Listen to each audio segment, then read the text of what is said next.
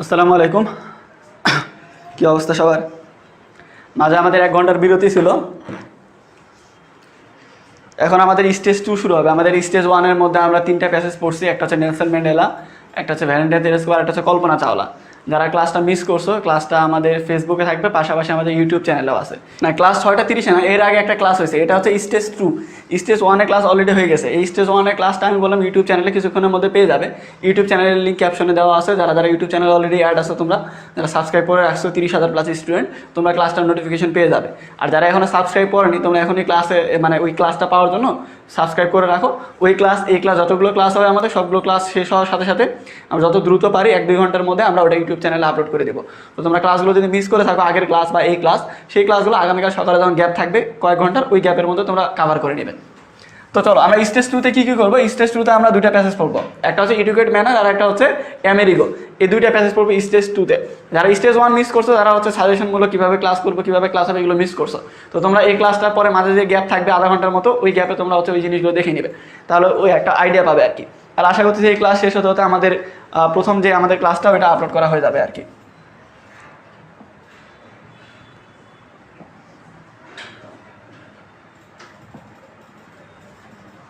আচ্ছা, তো সর্বপ্রথম আমরা পড়বো হচ্ছে আমেরিগো। অনেক ইম্পর্টেন্ট একটা প্যাসেজ আমেরিগো।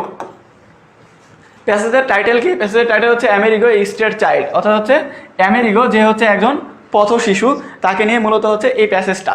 আমেরিগো একজন পথ শিশু। তো আমরা প্যাসেজের মধ্যে যাই। প্যাসেজের মধ্যে গেলে বুঝতে পারবো যে আমেরিগোর গল্পটা আসলে কি। যারা যারা অলরেডি পড়ছো তারা জানো, আর জানলেও সমস্যা না। আমি তো বলছি ক্লাসটা 2 টাইপের স্টুডেন্টের জন্য। যারা হচ্ছে টপার, যারা অলরেডি সব কিছু শেষ করে ফেলছে, রিভিশন দরকার, তারা কীভাবে রিভিশন দেবে? প্যাসেজটা শুরু থেকে শেষ পর্যন্ত বাংলা মিনিং সহ পড়বে, তারপরে MCQ, question answer, summary, synonym, antonym, এগুলো পড়বে। আমরা ওইভাবে পড়তেছি।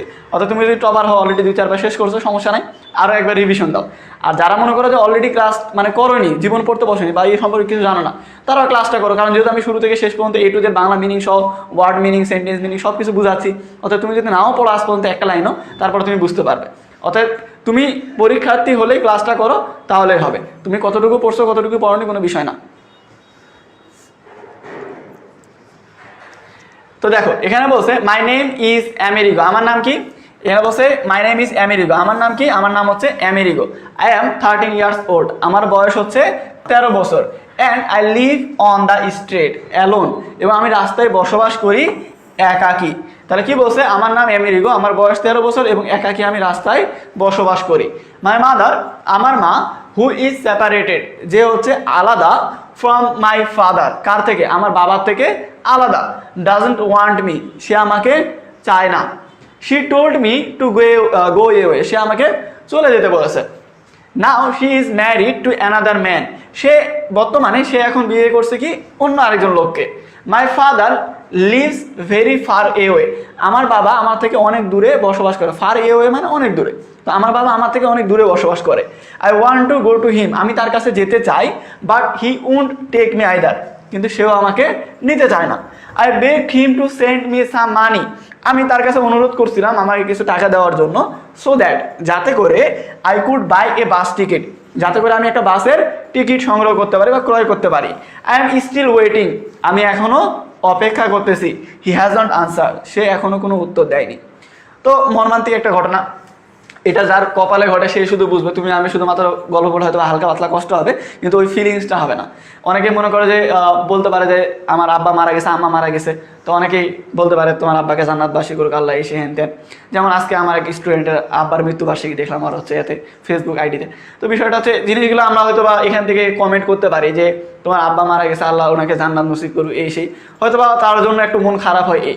কিন্তু যার বাপ নাই বা মা নাই, সে কিন্তু প্রকৃতপক্ষে কষ্টটা বোঝে যে আসলে কী মানে কতটা কষ্ট লাগে বাপ ছাড়া মা ছাড়া। এটা তুমি আমি এভাবে অনুধাবন করতে পারবো না। তো আমেরিকার গল্প পড়ে হয়তো বা অনেকে খারাপ লাগবে যে এত গরিব এত কষ্ট করে থাকে এই সে হ্যান ত্যান, কিন্তু ওই পর্যায়ে ফিলটা আসবে না। শুধুমাত্র যে এটার উপর দিয়ে যাবে বা এটার ভিতর দিয়ে যাবে, সেই জিনিসটা বুঝবে যে এই জিনিসটা কতটা কষ্টদায়ক। তো এখানে বলছে আমার নাম আমেরিগো, আমার বয়স 13 বছর এবং আমি রাস্তায় একাকী বসবাস করি। আমার মা, যে আমার বাবার থেকে আলাদা হয়ে গেছে, সে আমাকে নিতে চায় না, সে আমাকে চলে যেতে বলেছে। সে এখন বর্তমানে অন্য একজন ব্যক্তিকে বিয়ে করছে।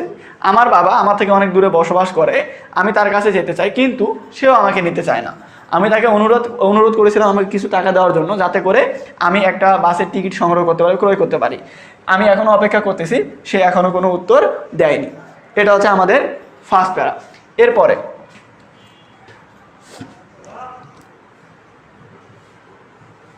সেকেন্ড প্যারায় বলছে the streets are now my home. এই যে রাস্তা, এই রাস্তাগুলো হচ্ছে এখন আমার বাড়ি ঘর। সামটাইমস মাঝে মাঝে আই ফাইন্ড ওয়ার্ক, আমি কাজ করে থাকি বা কাজ পেয়ে থাকি। I use to collect, use to হচ্ছে মানে অনিয়মিত কোনো অভ্যেস বুঝাইতে গেলে অতীতে। তো আমি অতীতে বা আগে কি করতাম, কালেক্ট ট্রাশ, এই যে ময়লা আবর্জনা, ট্রাশ মানে ময়লা আবর্জনা।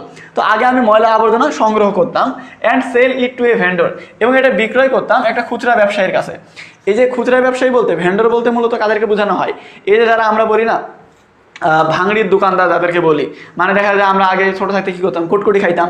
তো এই যে কুটকুটি খাওয়ার সময় আমরা যেই বাড়ি থেকে ছিঁড়া জুতা বা টিন বা ধরো আরও যে জিনিসগুলো আছে যেগুলো বাড়িতে ব্যবহার হয় না, প্লাস্টিক এগুলা, এই জিনিসগুলো যখন আমরা ভাঙড়িকে দিতাম, এটার পরিবর্তে কোটকোটি নিতাম। তো ওই যে যারা পাড়ায় পাড়ায় সংগ্রহ করতো, বিক্রি করতো কোটকোটি, ওরা নিয়ে যায় কিন্তু খুচরা ব্যবসায়ীর কাছে বিক্রি করতো ভাঙড়ি টাঙড়ি। তো ওই যে দোকানদার, ওরা খুচরা ব্যবসায়ী, ওদেরকে বলা হচ্ছে ভেন্ডর, মানে যারা ময়লা আবর্জনা থেকে সংগ্রহ করা জিনিসগুলো করতাম। আমরা ছোটো থাকতে এই জিনিসগুলো করছি, হয়তো তোমরা বিশ্বাস করবে না, এখন দেখে অনেক ভদ্র মনে হয়, ছোটো থাকতে আমরা এটা করছি। এই যে দেখা যাচ্ছে যে চুম্বুকগুলো থাকে, ছোটো গোল চুম্বুক থাকে না, রেডিওর মধ্যে দেওয়া থাকে, টেপের মধ্যে আগে দেওয়া থাকতো, ওই চুম্বুকগুলো আগে 5 টাকা দিয়ে কিনতে পাওয়া যেত। তো ওগুলো আমরা 5 টাকা দিয়ে কিনতাম, কিনে ওটার সাথে একটা দড়ি বাঁধতাম, এরকম বড় মনে কয়েক হাত একটা দড়ি বাঁধতাম, বাদে মনে করো যে রাস্তা এভাবে এরকম করে মানে নিয়ে যেতে ওটার সাথে মনে করো অনেকগুলো যে তার আছে, চিকন তার, ওই তারগুলো আটকাইতো, অনেক ধরনের লোহা জাতীয় যে জিনিসগুলো, ওটা তো চুম্বুকে তো সবসময় লোহা আকর্ষণ করে, তো লোহাগুলো আটকাইতো। তো ওগুলো একটা পলিথিনের মধ্যে জমা করতাম, করে দেখা যাচ্ছে ওই 1-2 কেজি হয়ে যেত। ওই লোহা যায় বিক্রি করে 30-40 টাকা পাওয়া যেত। 30-40 টাকা মানে কিন্তু অনেক টাকা, মানে ওই আমরা যখন ছোটো ছিলাম তখন। এগুলো ফ্যামিলিতে জানলে তো তারা মার দেবে। মানে এগুলো যে মানে গরিব, যে আমেরিকার মতো গরিব তাই করছি এমনটা না, এগুলো মানে আনন্দের জন্য করছে, যে 30 টাকা পাবো, 30 টাকা দিয়ে 2-3 দিন পুরা খাওয়া দাওয়া হবে এরকম।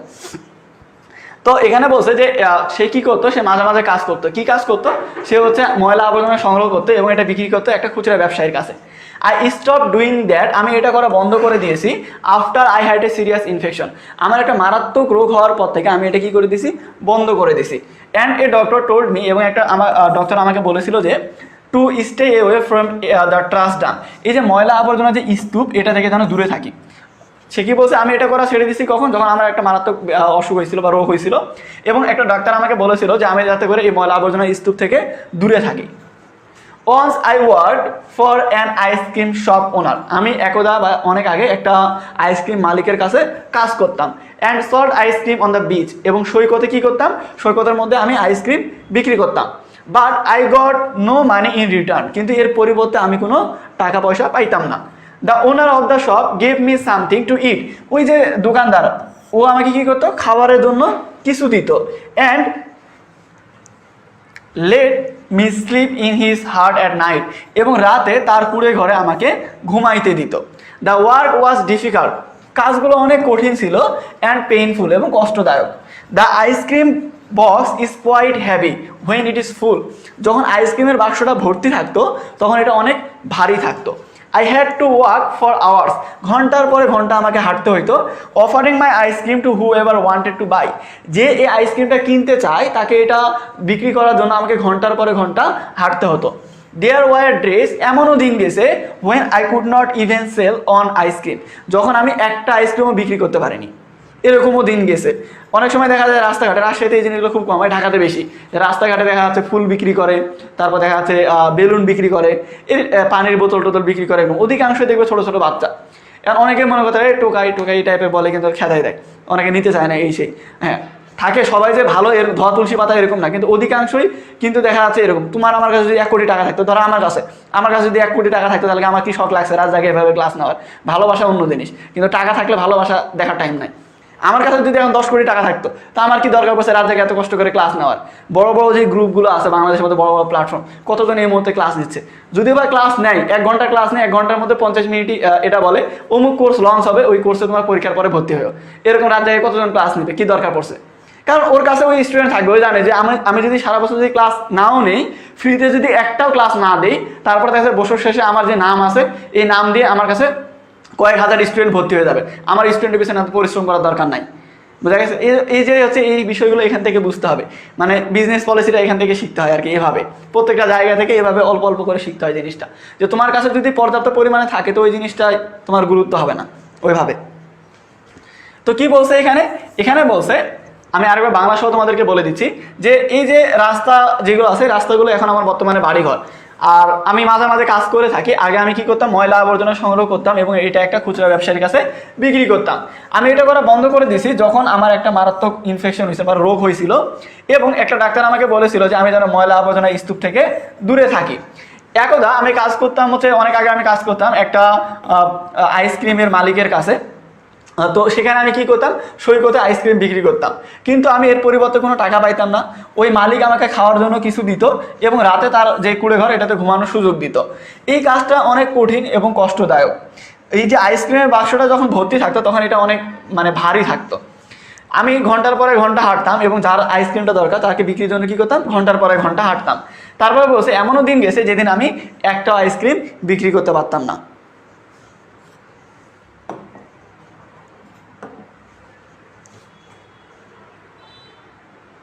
তারপর বলছে ইন এ ওয়ে, একভাবে দেখতে গেলে আই অ্যাম লাকি, আমি হচ্ছি সৌভাগ্যবান, বিকজ কারণ আই অ্যাম এ লাইফ, আমি জীবিত আছি। আমি প্রত্যেকটা স্টুডেন্টকে এটাই বলি, আমি গতদিনে এটা বলছি যে অনেক স্টুডেন্ট আছে যারা গ্রুপে দেখা যায়, এখন বর্তমানে গ্রুপে আমাদের রিচ আলহামদুলিল্লাহ ভালো, গ্রুপে 1,20,000 মতো মেম্বার।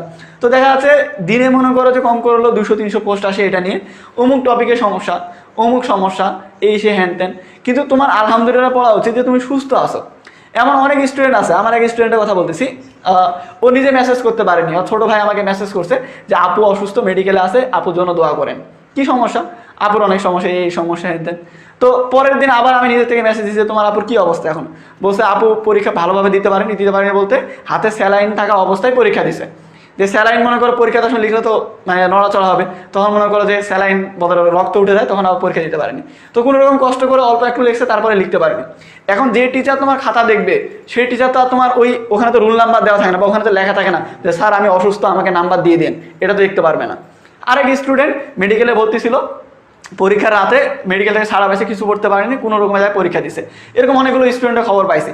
এখন এসব কথা স্টুডেন্টরা কিন্তু ফেসবুকে পোস্ট করে বলে না যে আমি অসুস্থ, মেডিকেল আছে, সবাই দোয়া করো, এগুলো খুব কম করে। দেখা যাচ্ছে আমাকে সম্মান করে ভালোবাসে বিদায় আমার থেকে দোয়া চাইছে পরীক্ষার আগে গার্জিয়ানরা ফোন দেয়, দিয়ে বলে বাবা আমার মেয়ের তো জ্বর, এই সেই, আমার ছেলের তো এই অবস্থা, দোয়া করে। তো বিষয়টা হচ্ছে তোমার আলহামদুলিল্লাহ পড়া উচিত। তুমি দেখা যাচ্ছে হ্যাঁ 10-এর জায়গায় তুমি 9 পাচ্ছ, 8 পাচ্ছ, কিন্তু বেঁচে তো আসো, সুস্থ আসো, এটাই অনেকে নাই। পরীক্ষার আগে ম্যাক্সিমাম স্টুডেন্ট হচ্ছে অসুস্থ হয়ে যায়, জ্বর সর্দি কাশি এই সেইগুলো তো লাগাই আছে, আর এমনিতে গুরুতর অসুস্থ হয়ে যায়, বিছানাগত 103 ডিগ্রি 4 ডিগ্রি জ্বর। অতএব এটা তোমার আলহামদুলিল্লাহ পড়া উচিত যে তুমি সুস্থ আসো। পড়ালেখা কতটুকু কাভার করতে পারছো এটা বিষয় না, সুস্থ আসো, এই জন্য আলহামদুলিল্লাহ পড়া উচিত তোমার। তো বলছে একদিক থেকে দেখতে গেলে আমি অনেক সৌভাগ্যবান, কারণ আমি কি করছি, জীবিত আছি।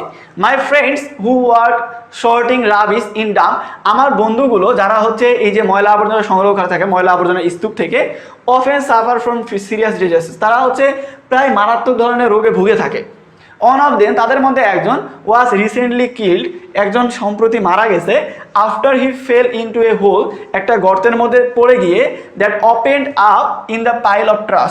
এই যে ময়লা আবর্জনা স্তূপের কাছে কি হয়েছে, একটা গর্ত করা ছিল, গর্ত ছিল, ওই গর্তে পড়ে গিয়ে সাম্প্রতিক একজন মারা গেছে। মেনি অফ আস, আমাদের মধ্যে অনেকেই, ওয়ার্ক ফর 10 to 12 আওয়ার্স, 10 থেকে 12 ঘন্টা কাজ করে থাকে, and get so little in return that, এবং এর পরিবর্তে খুব অল্পই পেয়ে থাকে, we can't even buy a food, যেটা দিয়ে তারা মানে আমরা খাবার ক্রয় করতে পারি না। দেখা যাচ্ছে অন্যান্য দেশে হাইস্ট মানে পরিশ্রম হচ্ছে তোমার 8 ঘন্টা, আর আমাদের দেশে বাচ্চা তোমার হচ্ছে যে শিশু শ্রম, এটা তো অবৈধ, তারপরে শিশুদেরকে দিয়ে আবার মনে করো যে 10 থেকে 12 ঘন্টা কাজ করা হয়। কারণ 10 থেকে 12 ঘন্টা কাজ করে আবার যে এদেরকে পারিশ্রমিক দেবে এমনটা না, 10 থেকে 12 ঘন্টা কাজ করার পরে এদের এমন পরিমাণ পারিশ্রমিক দেওয়া হয় যেটা দিয়ে তারা 3 বেলা যে খাবে ভালোভাবে এটাই হয় না। অনেকে মনে করে 10 ঘন্টা 12 ঘন্টা মানে কাজ করে তো অনেক কিছু করা যায়, কিন্তু না, এখানে ঠিকভাবে তারা পারিশ্রমিকই পায় না। তো এখানে বসে একদিক দিয়ে দেখতে গেলে আমি অনেক সৌভাগ্যবান, কারণ আমি জীবিত আছি। আমার বন্ধুরা যারা হচ্ছে ময়লা আবর্জনা স্তূপ থেকে ময়লা আবর্জনা সংগ্রহ করে থাকে, তারা প্রায় মারাত্মক ধরনের রোগ ভুগে থাকে, মানে রোগে পড়ে। তারপর বলছে তাদের মধ্যে একজন যে সম্প্রতি মারা গেছে ময়লা আবর্জনা স্তূপে একটা গর্তে পড়ে গিয়ে আর কি। আমাদের মধ্যে অনেকে 10 থেকে 12 ঘন্টা কাজ করে থাকে, এবং এর পরিবর্তে আমরা খুব অল্পই পেয়ে থাকি, যেগুলো যে আমরা খাবারও ক্রয় করতে পারি না। তারপরে দেখো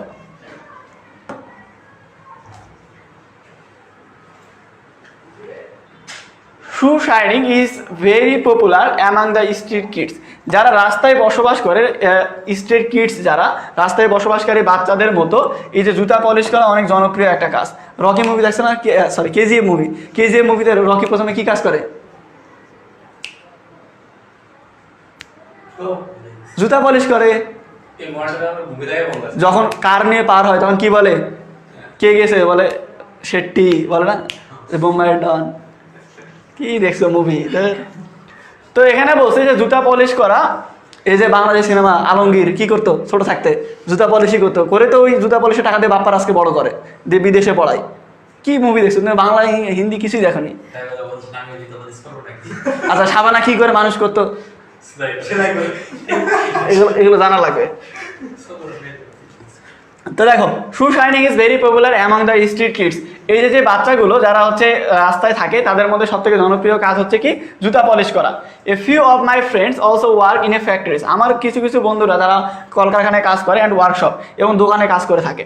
এ বয় আই নো, আমি একটা ছেলেকে জানি, who lost one of his eyes, যে তার হচ্ছে একটা চোখ মানে হারিয়ে ফেলছে। After a piece of hot glass flew into his eye at the glass factory where he work. সে যেখানে কাজ করতো সেই গ্লাস ফ্যাক্টরিতে এক টুকরা গরম যেই গ্লাস আর কি, এক টুকরা গরম গ্লাস তার চোখের মধ্যে পড়ে গেছিল, যার ফলে সে তার একটা হচ্ছে চোখ হারিয়ে ফেলছে। The owner refuse to pay for medical help and fired him. ওই যে দোকানের মালিক মানে ওই যে ফ্যাক্টরির মালিক, সে তাকে যেই তার যে মেডিকেল হেল্প, তার যে চিকিৎসার যে টাকা বা খরচ, এটা দিকে সে দিতে সে অস্বীকৃতি জানায় এবং তারপরে কী করে তাকে কাজ থেকে বাদ দিয়ে দেয়। কেজিএফ মুভিতে দেখো, কেজিএফ মুভিতে কী করে, যারা যে লোকগুলো ওখানে কাজ করে তো বেতন দেয় না, উল্টা যারা অক্ষম কাজ করতে পারে না তাদেরকে মেরে ফেলে। এরকম বাংলাদেশের কলকারখানায় কিন্তু একই রকম সিস্টেম চলে। দেখা যাচ্ছে ছোটো বাচ্চাদের ধরে নিয়ে যায় কাজ করে, এটা একটা অপরাধ। দ্বিতীয় অপরাধ হচ্ছে এদেরকে টাকা পয়সা দেয় না, এটা 2 নম্বর অপরাধ।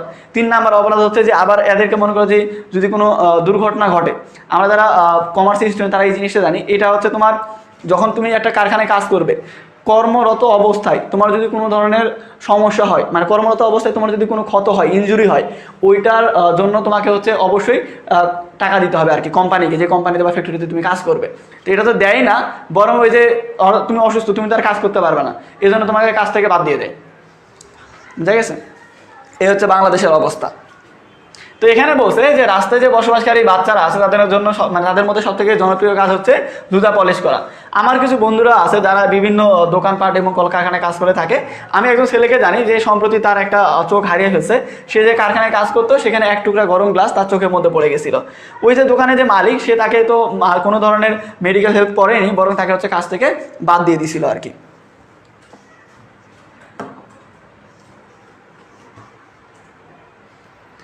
তারপরে বলছে ফর মি আমার জন্য like all other children on the street, বা মানে রাস্তায় বসবাসকারী অন্যান্য বাচ্চাদের মতো, ইট ইজ ভেরি হার্ড, এটা অনেক কঠিন। আই অ্যাম অলওয়েজ হাংরি, আমি সবসময় অনেক ক্ষুধার্ত থাকি। And I don't know where I will slip the next night, এবং আমি এটা জানি না যে আগামীকাল রাতে আমি কোথায় ঘুমাবো। I would like to live in my own home, আমার ইচ্ছা যে আমি আমার নিজের বাড়িতে ঘুমাবো। And sleep there in peace, এবং সেখানে কি করব, শান্তিতে ঘুমাবো।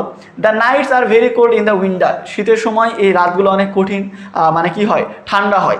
You can die of cold in the street, তুমি হচ্ছে ঠান্ডাতে রাস্তায় মৃত্যুবরণও করতে পারো। তো আমি আরেকবার বলতেছি বাংলাটা বলছে যে আমার জন্য এই যে রাস্তায় অন্যান্য বসবাসকারী অন্যান্য বাচ্চাদের মতো এটা অনেক কঠিন, আমি সবসময় অনেক ক্ষুধার্ত থাকি এবং আমি এটাও জানি না যে আগামীকাল রাতে আমি কোথায় ঘুমাবো। আমার ইচ্ছা যে আমার নিজের একটা বাড়িতে বসবাস করব এবং সেখানে শান্তিতে ঘুমাবো। এখানকার শীতের সময় যে রাতগুলো এগুলো অনেক ঠান্ডা হয়, এমনকি তুমি ঠান্ডাতে রাস্তায় মৃত্যুবরণও করতে পারো। তুমি যদি যদি মৃত্যুবরণও করো, সেখানে তোমাকে কে দেখবে, তোমাকে তো কেউ চিনে না। এখন দেখা যাচ্ছে তুমি প্লেনে করে কোথাও একটা জায়গা যাচ্ছ, যাওয়ার সময় প্লেন ক্রাশ করে আল্লাহ না করুক তুমি মনে করে এমন একটা শীতা মানে ঠান্ডা একটা জায়গায় পড়ে গেছো বা জঙ্গলের মধ্যে, এবং ওই জঙ্গলের মধ্যে তোমাকে দেখার কেউ নাই, তুমি যদি ওখানে মরেও যাও কেউ তোমাকে দেখবে। বাস্তব কথা, তুমি যদি ঢাকাতে যাও, মানে গ্রাম অঞ্চলের কথা আলাদা, তুমি যদি ঢাকা শহরে যাও তো দেখবে একটা মানুষকে কেউ যদি খুন করে, রাস্তার মাঝখানে যদি খুন করে, তারপরে কেউ একজন সাইড থেকে বলবো না ভাই কেন মারতেছেন ওকে, কারণ একজন আরেকজনকে চিনে না। ওখানে মনে করো যে মানুষ যন্ত্রের মতো, যে যার কাজে ব্যস্ত, একজন আরেকজনে বলবো না, তাহলে বলে গেলে ও নিজেও বিপদে পড়বে, কি দরকার পড়ছে অন্য ঝামেলায় পড়ায়। তো এখানে হচ্ছে একটা বাস্তব চিত্র, একটা ভালো মানুষকে কেউ যদি মারে তাও কেউ মনে করো এগোতে যাবে না। সেখানে একটা টোকাই বা মনে করো যার কোনো বাপ মা নাই, আত্মীয় স্বজন নাই, কেউ নাই, দুনিয়াতে কেউ নাই, তাকে যদি সে যদি মরেও যায় ওখানে রাতে বিছানার মধ্যে, কেউ কিছু বলবে? বাস্তব কথা, তুমি রাতে তুমি যদি শহরের দিকে থাকো, রাতে যদি বের হও, রাস্তার ধারে দেখবে অনেকেই শুয়ে থাকে, তুমি বুঝতে পারবে না মানুষ শুয়ে আছে না কি শুয়ে আছে। রাতের দিকে এখন দেখবে কম্বল, যে পাতলা কম্বলগুলো পাওয়া যায় না, দেখবে অনেক সময় সরকার থেকে বস্ত্র বিতরণ করে, পাতলা পাতলা কম্বল, মানে খুচরা কিনতে গেলে 200 টাকা করে লাগে। এই কম্বলগুলো গায়ে দিয়ে এমনভাবে মনে করো যে এরকম করে শুয়ে থাকে রাস্তার ধারে, তুমি বুঝতেও পারবে না যে ওখানে মানুষ শুয়ে আসে ওইভাবে। এখন ওভাবে শুয়ে থাকলে ঠান্ডায় শীতে বরফে মানে জমে গিয়ে যদি মারাও যায়, তো তুমি বুঝতে পারবে?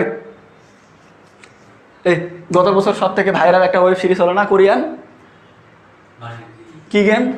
Squid game. স্কুইড গেমের লাস্টে মারা যায় ফেলেন, যেটা মেন মানে যে বয়স্ক লোকটা, একটা বাইরে মারা যায়, একটা গল্প শোনায়। বাইরে কীভাবে মারা যায়? শীতে জমে বরফে, কিন্তু আগে কেউ বাঁচাইতে আসে না, 30 মিনিট না কত মিনিট সময় দেয় না, যে শেষ পর্যন্ত বরফে ওখানে মারা যায় রাস্তার ধারে, কিন্তু কেউ আগাইতে আসে না। তো কোনো কিছুই তো জানো না তোমরা, কি দেখো? তারপরে দেখো, আচ্ছা এটার উপরে আমরা হচ্ছে এখন এমসিকিউ গুলো সলভ করি। এখানে বলছে যে Amerigo is a dash child. Amerigo একটা কেমন child? State child, orphan child, privilege child, আর হচ্ছে ব্লেসড চাইল্ড। এটা যদি না পারো তাহলে তো কপালে কি বলে যে গলায় দড়ি দেওয়া উচিত তোমাদের।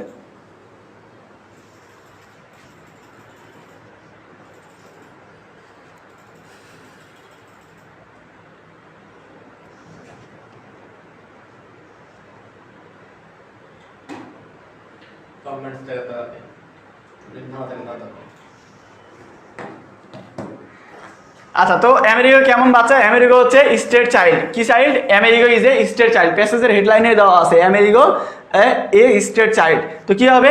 Amerigo is a state child. এটা দেখো, what does trash refer to? Trash মানে কি? ট্রাশ মানে কি বলো? ময়লা আবর্জনা। তো ময়লা আবর্জনা কিসের সাথে মিল আছে? রাবিশের সাথে। রাবিশ মানে কি? ময়লা আবর্জনা। একই। ট্রাশ মানে দাও, রাবিশ মানে দাও। তারপরে দেখো, ওয়ার্ড ইনফেকশন। ইনফেকশন বলতে কি বোঝায়? এই ইনফেকশন বলতে কি বোঝায়? সাউন্ডনেস, ইলনেস, জার্ম, তারপর হচ্ছে ইগনোরেন্স। কি বোঝায়? ইনফেকশন মানে হচ্ছে অসুস্থ। তো এখানে তোমার ইলনেস মানে অসুস্থ, তো যেটা ইনফেকশন সেটাই হচ্ছে ইলনেস, একই জিনিস। What is Amerigo? Amerigo K? A brilliant student, an artist, A state child, an অরফান boy. What is Amerigo বলতে আমেরিগো কি না, এটা হচ্ছে আমেরিগো কে। আমেরিগো হচ্ছে একজন হচ্ছে পথ শিশু, যেটা 1 নম্বর এমসিকিউ দেওয়া আছে, এই একই জিনিস, তাহলে ঘুরে প্যাস করে দেওয়া আছে। তো আমেরিগো কি? Amerigo is a state child. তারপর E number, how many time did Amerigo's mother get married? আমেরিগোর মা কয়টা বিয়ে করছিল? কাকে কাকে কাকে বিয়ে করছিল? আমেরিকার মা কয়টা বিয়ে করছিল? তার মা হচ্ছে 2টা বিয়ে করছিল। একটা হচ্ছে তার বাপকে, আর একটা হচ্ছে পরবর্তীতে অন্য একজনকে। আপডেট খবর নেওয়া হয়নি, দেখা যাচ্ছে 3-4টা করতে পারে পরবর্তীতে। প্যাসেজের মধ্যে 2টাই দেওয়া আছে। আচ্ছা, এবার হচ্ছে আমরা কোশ্চেন অ্যান্সার যাই। কোশ্চেন অ্যান্সারে বলছে যে what sorts of work did Amerigo do? যে বলছে আমেরিগো কোন ধরনের কাজ করতো। আমেরিগো কি কি কাজ করতো? আমেরিগো ময়লা আবর্জনা সংগ্রহ করতো, তাই না? ময়লা আবর্জনা স্তূপকে ময়লা আবর্জনা সংগ্রহ করতো, এবং পরবর্তীতে তার আগে কি করতো? আইসক্রিম বিক্রি করতো। আইসক্রিম মালিকের কাছে বিচে গিয়ে, মানে সৈকতে আইসক্রিম বিক্রি করতো। এই 2টা কাজ সে করতো। তারপরে বলছে how do you feel about the owner of the ice cream shop? তুমি আইসক্রিম যে শপের যে মালিক, যে ঠিকভাবে খাইতে দিত না, বেতন দিত না, তারপর হচ্ছে কোনো রকমে থাকতে দিত, বা এর পরিবর্তে কোনো টাকা দিত না, এই ধরনের লোক সম্পর্কে তোমার মনোভাবটা কি? ইচ্ছা করে 2 গেলে ঠাস ঠাসকে চল মারি, এরকম একটা ফিলিংস আসতেছে না? তো তোমার যে ফিলিংস সেটা তুমি খাতার মধ্যে শেয়ার করবে, ইংরেজিতে, বাংলায় না, ঠিক আছে? তো এখানে তোমার মনে করো যে বি নাম্বারে কি আছে? I think that the owner of the ice cream shop is very cruel. বলছে যে এই যে তোমার মানে মালিক, ও হচ্ছে অনেক নিষ্ঠুর। He doesn't have any sympathy with the children. বাচ্চাদের প্রতি তার কোনো সহানুভূতি নাই। I hate this type of people. দেখো, তো এখানে বলছে why couldn't Amerigo go to his father and live with him? Amerigo কেন তার আব্বার কাছে যাইতে পারেনি এবং তার সাথে থাকতে পারেনি? কেন? কারণ তার আব্বা তাকে বাসের টিকিট কেনার জন্য কোনো টাকা পাঠায়নি বা কোনো উত্তর দেয়নি, এই জন্য তার আব্বার কাছে সে যেতে পারেনি আর কি। তো বলছে Amerigo could not go to his father and live with him because his father avoided him to take his responsibility and did not send money and reply to his letter. এখানে ডোন্ট রিপ্লাই দিবে, হ্যাঁ, এমনিতে দিলে হবে, don't reply দিলে বেশি ভালো, and don't reply to his letter, but doesn't যাই থাক, তুমি একটা দিলেই হলো। যে তার বাপ তার লেটারের কোনো রিপ্লাই দেয়নি, তার কাছে কোনো টাকা পাঠায়নি, তার দায়িত্ব নিতে চায় না, তাহলে কী করতে যাবে তার বাপের কাছে? যে টাকা নিতে চায় না তার কাছে। আমারও একই কথা, যে আমাকে চায় না আমিও তাকে চাই না, সুতা হিসাব। Why didn't America's father answer you think? তার বাবা কেন তার যে প্রশ্ন, মানে তার বাবা যে টাকা চাইছিল, চিঠি পাঠাইছিল, এটার উত্তর কেন দেয়নি? তোমার কি মনে হয়? কি মনে হয়? ওর বাবা আরেকটা মেয়েকে বিয়ে করে নিচ্ছে, সোজা হিসাব, তাই না? যে তার মা যেহেতু অন্যজনকে বিয়ে করছে, তার বাবা কি সিঙ্গেল থাকবে? তার বাবা মনে করে অন্যজনকে বিয়ে করে নিচ্ছে, এমনিতেই মনে করে ছেলেদের 4টা বিয়ে করা মনে করে যে কি বলে, যাই হোক বাদ দাও ওগুলো, বলে আবার মেয়েদের সাথে মারামারি করার দরকার নাই। I think Amerigo's father didn't want to take his son's responsibility and so he didn't answer. তো তার বাবা হচ্ছে তার দায়িত্ব নিতে চায়নি, এই জন্য তার কোনো প্রশ্নের মানে উত্তর দেয়নি আর কি। লাস্ট এটা, the states are now my home, what does the expression mean? এই রাস্তায় হচ্ছে আমার বাড়িঘর, এই এক্সপ্রেশন দ্বারা কথা তারা কি বোঝানো হয়েছে? রাস্তায় আমার বাড়িঘর বলতে কি বোঝানো হয়েছে? যেহেতু তার কোনো নিজস্ব কোনো বাড়িঘর নাই, তার পিতা মাতা নাই, কেউ নাই, এই তিন, তো কি করবে? রাস্তায় তাকে থাকতে হবে, এই জন্যই বলছে যে রাস্তা আমার বাড়িঘর। এ হচ্ছে মূলত বিষয়। তো এ হচ্ছে তোমার প্যাসেজ। এখন হচ্ছে এটার উপরে যদি সামারি লিখতে বলা হয়, তুমি কি লিখবে? সামারি লেখার জন্য আমি 1 মিনিট সময় দিলাম। সামারির প্রথম লাইন লিখে আমাকে দিতে হবে। সামারি যেটা, এই সামারির 1 লাইন আমাকে লিখে দিতে হবে। আমেরিকার 1 লাইন আমাকে লিখে দিতে হবে।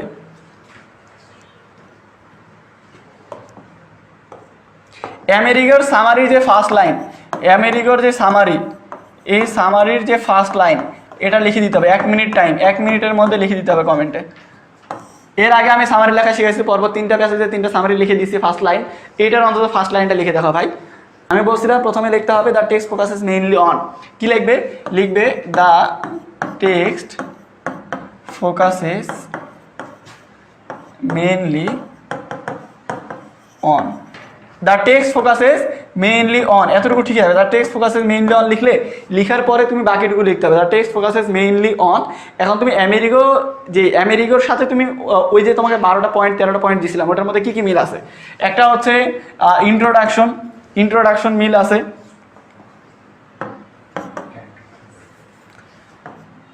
ইন্ট্রোডাকশন,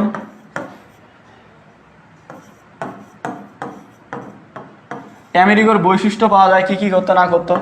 আমেরিকার ক্যারেক্টারিস্টিক্স পাওয়া যায়।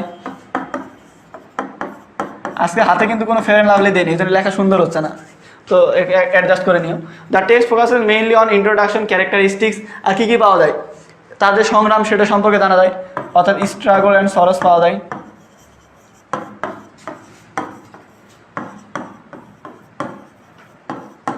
তার যে সমস্যাগুলো রয়েছে সেটা সম্পর্কে জানা যায়, তো আমরা প্রবলেমস দিতে পারি। আর কি জানা যায়? তার একটা ইচ্ছা আছে। তার ইচ্ছা কী ছিল? সে হচ্ছে তোমার তার একটা নিজস্ব বাড়ি হবে, সেখানে সে শান্তিতে ঘুমাবে, তার এটা একটা ইচ্ছা ছিল। তাহলে আমরা কি বলতে পারি? অ্যান্ড অলসো উইশ অফের পরে আমরা কি দিব? যার প্যাসেজ থেকে সামারি লিখতেছি সেটা দিব। কার প্যাসেজ থেকে? আমেরিকা থেকে। তাহলে কি লিখবো? The text focuses mainly on introduction, characteristics, struggle and sorrows, problems and also wish of America. তাহলে কি হলো? একটা সুন্দর একটা লাইন হয়ে গেল। তুমি যদি এই লাইনটা লিখো তাহলে তোমার হয়ে গেল। এখন এতটুকু না, আরও তো আছে সামারির ক্ষেত্রে। অতএব এরপরে তুমি যখন লিখবে, তখন এখান থেকে মনে করো যে তোমার ইন্ট্রোডাকশন থেকে দিবে একটা লাইন, তারপর হচ্ছে ক্যারেক্টারিস্টিক্স থেকে একটা লাইন তুলে দিবে, তারপর মনে করো প্রবলেম থেকে একটা লাইন দিলে, তারপর উইশ থেকে একটা লাইন দিলে, 4 লাইন, আর এটা 5 লাইন। তো 5 লাইন লিখলে কিন্তু একটা সুন্দর একটা সামারি হয়ে যায়। আর এটাতে মনে করো 6 এর মধ্যে তুমি 5 ইনশাল্লাহ পেয়ে যাবে। আর স্যার যদি আমার মতো মনে করো যে বড় মনের মানুষ হয়, মানে মন যদি খুব ভালো হয়, তাহলে 6 দিয়ে দিতে পারে, 6-7 দিয়ে দিতে পারে, যদি স্যার আমার মতো বড় মনের মানুষ হয় তাহলে। তো বুঝতে পারছো? অতএব তুমি এবার প্রথম লাইন লেখার পর বাকিগুলো এভাবে তুলে দিবে। ঠিক আছে? তো ক্লাসটা শুরু করি। ইটিকুয়েট ম্যানার, একটা হচ্ছে ভদ্রতা আর একটা হচ্ছে শিষ্টাচার। তো ভদ্রতা এবং শিষ্টাচার নিয়ে মূলত হচ্ছে আমাদের এই যে এই প্যাসেজটা, ইটিকুয়েট আর হচ্ছে ম্যানার্স, এটা নিয়ে আমরা এখন পড়ব। ঠিক আছে? একটা হচ্ছে ইটিকুয়েট আর একটা হচ্ছে ম্যানার, একটা হচ্ছে শিষ্টাচার আর একটা হচ্ছে ভদ্রতা। ম্যানার মানে কি? ভদ্রতা, আর ইটিকুয়েট মানে শিষ্টাচার। তো এখন দেখো, অ্যাজ এ চাইল্ড, একজন শিশু হিসাবে, you must have been told, তোমাকে অবশ্যই এটা বলা হয়ে থাকবে যে টু গ্রেট ইয়োর ইল্ডার্স, তোমার বড়দের প্রতি তোমার সম্মান থাকা উচিত, অ্যান্ড ভিজিটর্স, এবং আগন্তুক বা অতিথি বা মেহমান যারা তোমার বাড়িতে আসবে, টু ইয়োর হোম, তোমার বাড়িতে আসবে, অ্যাকর্ডিং টু ইয়োর কালচার, তোমার প্রথা অনুযায়ী, অ্যান্ড ট্রেডিশন, তোমার সংস্কৃতি আর প্রথা অনুযায়ী। তো তোমার সংস্কৃতি এবং প্রথা অনুযায়ী তোমার বাড়িতে যখন কোনো আগন্তুক আসবে বা বড়রা আসবে তাদের প্রতি সম্মান জানানো, মানে সম্মান জানাইতে হয়, এটা অবশ্য তোমার বাসা থেকে এটা তোমাকে বলা হয়ে থাকবে। মানে যখন তুমি ছোটো তখন থেকে এগুলো শেখানো হয়। যারা এই যে বুঝতেছে না কমেন্ট করতে আসে, তাদের বাসা থেকে কখনো শিখায়নি, এদের ফ্যামিলি অতটা ভদ্র না, ওজনে উল্টাপাল্টা কমেন্ট করতে থাকে, এক করতে থাকে, মানে পরিবার থেকে এই শিক্ষাটা দেয়নি। ওটাই পড়তেছি, মানে শিষ্টাচার আর ভদ্রতা। এমন বলতে ভাই আপনি আমাকে গালি দিচ্ছেন, খারাপ বলতেছেন, কমেন্ট করতেছি, তাই আমি বলিনি, এটা বইয়ে বলা আছে, আমি শুধুমাত্র বাংলা তর্জমা করে দিচ্ছি তোমাকে, বোঝা গেছে? যে ভাই তোমার পরিবার থেকে তোমাকে শিক্ষা দেয়নি, শিক্ষার অভাব, এই জন্যই আছে বারবার নিষেধ করার পর উল্টাপাল্টা কমেন্ট করতে আসো, পারিবারিক শিক্ষার অভাব, এটা বইয়ের মধ্যে আছে, আমাকে দোষ দিও না, কিন্তু আমি কিছু বলিনি। তারপরে বলছে যে you must also have been taught, তোমাকে অবশ্যই এটাও বলা হয়ে থাকবে যে টু বি পলাইট, ভদ্র থাকবে ইন কোম্পানি, যখন একসাথে থাকবে, অ্যান্ড কিপ কোয়াইট, এবং চুপ থাকবে হোয়াইল আদার্স, যখন অন্যরা, স্পেশালি ইউর এল্ডার্স স্পোক, বিশেষ করে যখন বড়রা কথা বলবে। আমাকে তোমার বড় মনে হয় না? আমি কথা বলতেছি, তাহলে তোমার উচিত কি? বই অনুযায়ী তোমার কি উচিত? তোমার উচিত হচ্ছে তোমাকে চুপ থাকা। আর যখন সবাই একসাথে থাকবে, বিশেষ করে বড়রা কথা বলবে, তখন চুপ থাকা। কিন্তু তোমার এটা উৎসাহিত পা, মানে আরও উৎসাহিত, যখন অনেক লোক আছে, এর মধ্যে বড় ভাইয়ের কথা বলতেছে, এর মধ্যে আমি টুক করে একটা কমেন্ট করব, বড় ভাইয়ের ক্লাস না করে সবাই আমার কমেন্টের দিকে তাকাবে, আমি বড় ভাইয়ের থেকে বড় হয়ে যাবো, এরকমের অনেকে চিন্তা ভাবনা করে, এই জন্য ক্লাস বাদ দিয়ে শুধু কমেন্টই করে। এই যে বললাম পারিবারিক শিক্ষার অভাব, ছোট থেকে ওকে বলেনি এটা। তারপরে দেখো, তারপর বলছে পসিবলি, সম্ভবত, ইউ অ্যাট টাইমস মানে মাঝে মাঝে, গ্রাস্ট মানে হচ্ছে অস্বীকৃত জানানো বা অস্বীকার করা। তো মাঝে মাঝে তুমি অস্বীকৃতি জানাও, সাচ স্কুলিং, এই ধরনের স্কুলে যাওয়া, পসিবলি সম্ভবত, অ্যাট টাইমস মাঝে মাঝে, ইউ ইভেন প্রোটেস্টেড, এমনকি তুমি বাধা দিছো, সাচ ডিসিপ্লিনিং, এই ধরনের তোমার হচ্ছে নিয়ম কানুনকে। কারণ তো আমরা অনেক সময় ছোটো থাকতে বলতাম যে এই স্কুলে যাইতে হবে, স্কুল গাবি দেওয়া যাবে না। কে বলছে এই কথা? কে বলছে যে স্কুলে যাওয়াই লাগবে? পরীক্ষায় 90 পাল হবে, কে বলছে 90 পাল হবে? 90 না পেলে কেউ মানুষ না নাকি? এটা আমরা কি ছোটো থাকতে এই জিনিসগুলো তো অস্বীকৃতি জানান, এমনকি মাঝে মাঝে এগুলো বিরোধিতা করতাম যে এই ধরনের নিয়ম কে বানাইছে, প্রত্যেকদিন স্কুলে যাইতে হবে, একদিন মানুষ না গেলে হয় না নাকি? এই কথা আর কি, ছোটো থাকতে এগুলো করতাম। নাও এখন বর্তমানে, সার্টেনলি ইউ নো দ্যাট, বর্তমানে তুমি এটা জানতে পারো যে you can't always behave the way you want, তুমি তোমার ইচ্ছা মতো ব্যবহার করতে পারবে না, তুমি যেভাবে চাও সেভাবে, স্পেশালি বিশেষ করে in the presence of other, অন্যদের উপস্থিতিতে। আমরা মনে করো আগে কি করতাম, আগে আমরা যখন স্কুলে যাইতাম না, ছোটো থাকতে, তখন কিন্তু আমরা এই ধরনের বিরোধিতা করতাম যে স্কুলে যাইতে হবে, কে বলছে হ্যান ত্যান এই সেই।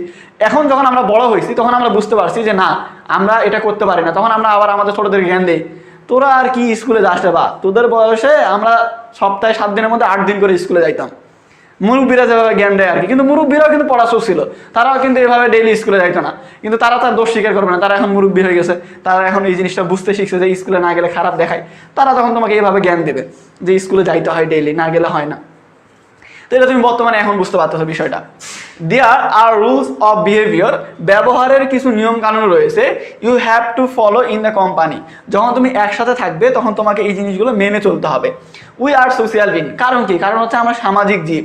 And have to consider the effect of our behaviour on others, অন্যদের প্রতি আমাদের ব্যবহারের যে প্রভাব সেটা সম্পর্কে জানতে হবে।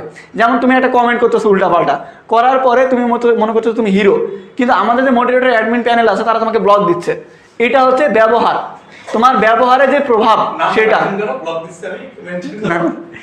এটা হচ্ছে ব্যবহারের প্রভাব। মনে করো যে তুমি একটা ব্যবহার করতেছো, তুমি 10 জন মিলে আসো, 10 জনের মধ্যে তুমি মনে করো একটা ছেলের সাথে বেয়াদবি করছো, তোমার একটা বন্ধুর সাথে বেয়াদবি করতেছো, এটা তুমি চিন্তা না করে যে আমি এতগুলো ছেলেদের সাথে আসি, আমি যে তাকে একটা কথা বললাম, এটা কীরকম প্রভাব ফেলতে পারে, তোমার বন্ধুর খারাপ লাগলো, ঠাস করে তোমার গালে চড় দিয়ে দিল, এটা হচ্ছে ব্যবহারের প্রভাব। বুঝতে পারছো বিষয়টা? আমি যেটা বলি যে মানে মুরব্বীরা যেটা বলে গেছে যে তোমার কথাটা হচ্ছে থুতুর মতো, তুমি একটা থুতু ফেলাচ্ছ, থুতুটা তুমি আবার মুখে নিতে পারবে? সম্ভব না। তো কথাটা হচ্ছে এরকম, তুমি কথা একটা মুখ দিয়ে বের করে দিলে, দিয়ে বলছো সরি ভাই ভুল হয়ে গেছে, হ্যাঁ আপাত দৃষ্টিতে ওই ব্যক্তি তোমাকে বলতে পারে যে কোনো ব্যাপার না, মাফ করেছে, এগুলো বলতে আমি কিছু মনে করিনি, কিন্তু ওই ব্যক্তির মনে কিন্তু ওই জিনিসটা আঘাত থেকে যায় যে আমাকে এভাবে বললো, সারা জীবন ওটা খুঁতখুত করতে থাকে। কিন্তু এটা বাস্তব কথা। তুমি তোমার বন্ধুকে কোনো একটা কথা দিয়ে তুমি মনে করো যে ওকে মনে করো খোটা দিলে, বা ওই জিনিসটা নিয়ে তাকে আমাকে ব্যঙ্গ বিদ্রুপ করলে, ওই পরে তুমি বললে যে বন্ধু ভুল হয়ে গেছে, আমি তো বুঝিনি বিষয়টা, আমি ভুল করে বলে ফেলছি, হ্যাঁ ঠিক আছে, বন্ধু বান্ধবের মধ্যে হতেই পারে এগুলা। আপাত দৃষ্টিতে এটা ঠিক আছে, পরবর্তীতে দেখবে ওর মনের মধ্যে ওইটা কষ্টটা থেকে যায়।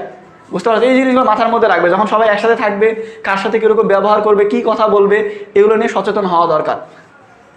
তারপরে দেখো, ইভেন ইফ এমনকি উই আর অ্যাট হোম, যখন আমরা বাড়িতেও থাকি, and dealing with our family members, যখন আমরা আমাদের পরিবারের লোকজনের সাথে আমরা থাকবো, তাদের সাথে কথা বলবো, আচার ব্যবহার করবো, তখন আমরা ওই নিয়মগুলো কিন্তু ফলো করবো। এমনটা না যে বাইরে ভদ্র আর ভিতরে মনে করো যে বাপ মাকে গুরুত্ব দেয় না, মারামারি করেন, এরকম আমার ফ্রেন্ড আছে অনেকে, নাম বলবো না, নাম বলে চাকরি থাকবে না এরকম, কিন্তু হচ্ছে ফ্রেন্ড আছে এরকম, দেখা যায় বাইরে ফ্রেন্ডদের কাছে সব থেকে আদর্শ ছেলে, মানে এরকম ছেলে হয় না, প্রত্যেকটা বাপ মা বলে এই ওর মতো হবি, দেখ ওর পা ধুয়ে পানি খা, কত ভালো ছেলে এসে, কিন্তু আবার বাড়িতে যারা দেখো ওর বাড়িতে মনে করো বাপ মার সাথে খারাপ ব্যবহার করে, মানে বাপ মাকে গুরুত্ব দেয় না, কিন্তু অন্যের বাপ মাকে আবার ভালো করে। এরকম জামাই থাকে অনেক, যে নিজের বাপ মাকে সালাম দেয় না, শ্বশুর শাশুড়ি ফোন করে আসসালামু আলাইকুম আব্বা কেমন আছেন এসে, মানে নিজের বাপ মাকে গুরুত্ব দেয় না, শ্বশুর শাশুড়ি গুরুত্ব আবার ঠিক আছে, এই টাইপের ছেলে মেয়ে থাকে। তো এটার বাংলা আমি আরেকবার বলতেছি, যেহেতু অনেকগুলো পড়া আছে, অনেক কথা বলতে হচ্ছে ব্যবহারের ক্ষেত্রে। আসলে প্যাসেজটা এরকম যে অতিরিক্ত কথা না বলে বোঝানো সম্ভব না। যখন এখানে বলছে যে তুমি শিশু থাকা অবস্থায় তোমাকে এটা অবশ্যই বলা হবে বা শেখানো হবে যে বাসায় যখন কোনো আগন্তুক আসবে বা বড়রা থাকবে, তখন তোমার সংস্কৃতি এবং প্রথা অনুযায়ী তাদেরকে সম্মান জানাইতে হবে। তোমাকে অবশ্যই এটাও শেখানো হবে যে যখন সবাই একসাথে থাকবে, অনেক মিলে একসাথে থাকবে, অনেকে মিলে, বিশেষ করে বড়রা কথা বলবে তখন চুপ করে থাকবে এবং ভদ্রভাবে থাকবে। তারপরে বলছে যে সম্ভবত তুমি এই ধরনের যে নিয়ম কানুন এগুলোকে অস্বীকৃতি জানাও, সম্ভবত মাঝে মাঝে তুমি কি করো, এই ধরনের যে নিয়ম কানুন এগুলো বিরোধিতা করো। বর্তমানে এখন তুমি এটা জানতে পারছো যে না, তুমি চাইলেই সব ধরনের মানে ইচ্ছা মতো ব্যবহার করতে পারবে না, বিশেষ করে অন্যদের উপস্থিতিতে। ব্যবহারে কিছু নিয়ম কানুন রয়েছে যেগুলো তোমাকে মেনে চলতে হয় যখন সবাই মিলে একসাথে থাকো, কারণ আমরা হচ্ছে সামাজিক জীব, আমাদের এইটার যে ব্যবহারে অন্যদের প্রতি যে প্রভাব এটা সম্পর্কে আমাদেরকে জানতে হবে। এমনকি যদি আমরা বাড়িতেও থাকি এবং আমাদের পরিবারের লোকজনের সাথে কথা বলি, তাহলেও আমাদের সবসময় এটা জানতে হবে, বুঝতে হবে যে আমরা কাকে কি বলতেছি, এটার প্রভাব কি আসবে এটা। আচ্ছা, এরপরেরটা দেখি, পরেরটা বলছে we have two terms to describe our social behaviour. আমাদের যে সামাজিক যে ব্যবহার এটাকে যদি আমরা বর্ণনা করতে যাই তাহলে এটা দুইটা দিক বের হয়, একটা হচ্ছে ইটিকুয়েট, একটা হচ্ছে ম্যানার, একটা হচ্ছে শিষ্টাচার আর একটা হচ্ছে ভদ্রতা। ইটিকুয়েট ইজ এ ফ্রেঞ্চ ওয়ার্ড, শিষ্টাচার হচ্ছে একটা ফ্রেঞ্চের শব্দ, and it means the rules of correct behaviour in society. সমাজের মধ্যে যে গ্রহণযোগ্য ব্যবহার বা যে ব্যবহারটাকে সঠিক মনে করা হয় সেটাই হচ্ছে কি শিষ্টাচার। দ্য ওয়ার্ড ম্যানার্স, ভদ্রতা, মিনস ভদ্রতা বলতে বোঝায় the behaviour that is considered to be polite in a particular society or culture. একটা নির্দিষ্ট, পুরো পৃথিবীতে না, একটা নির্দিষ্ট সমাজে বা সংস্কৃতির মধ্যে যেটাকে তোমার ভদ্রতা বলে গণ্য করা হয় সেটাই হচ্ছে মূলত ভদ্রতা, মানে ভদ্র বলে গণ্য করা হয়। দেখা যাচ্ছে নির্দিষ্ট কিন্তু বলা হয়েছে, দেখা যাচ্ছে অন্যান্য দেশে বা তুমি গ্রাম অঞ্চল আর শহরের কথা চিন্তা করো, গ্রামের দিকে তুমি যখন মনে করো যে বিড়ি খাবে, যে কোনো জায়গায় তুমি যদি জঙ্গলের মধ্যে গিয়েও বিড়ি খাও, গ্রামের মধ্যে যদি দূর থেকে 3 কিলোমিটার দূর থেকে কেউ যদি দেখে তাহলে সেটাকে অভদ্রতা ধরবে, সাথে সাথে তোমার বাড়িতে খবর চলে যাবে, তুমি বাড়িতে পৌঁছানোর আগে তোমার বাড়িতে খবর চলে যাবে যে অমুকের ছেলে বিড়ি খায়। শহরের মধ্যে মানে জনসম্মুখে সবার সামনে যদি খাও তাও তোমাকে কেউ কিছু বলবে না, তোমাকে কেউ এখানে চেনে না। তো একটা জায়গায় একটা সংস্কৃতিতে একটা জিনিস ভদ্র ধরতে পারে আর একটা সংস্কৃতিতে অভদ্র ধরতে পারে। তো এখানে বলাই আছে যে নির্দিষ্ট একটা সংস্কৃতি বা সমাজের মধ্যে যেই ব্যবহারটাকে ভদ্র বলে ধরা হয় সেটাই হচ্ছে ভদ্রতা, সেটা হচ্ছে কি ম্যানার্স। তারপরে বলছে manners can be good or bad. মানে এই যে তোমার হচ্ছে যে ভদ্রতা, এটা ভালো হতে পারে খারাপও হতে পারে।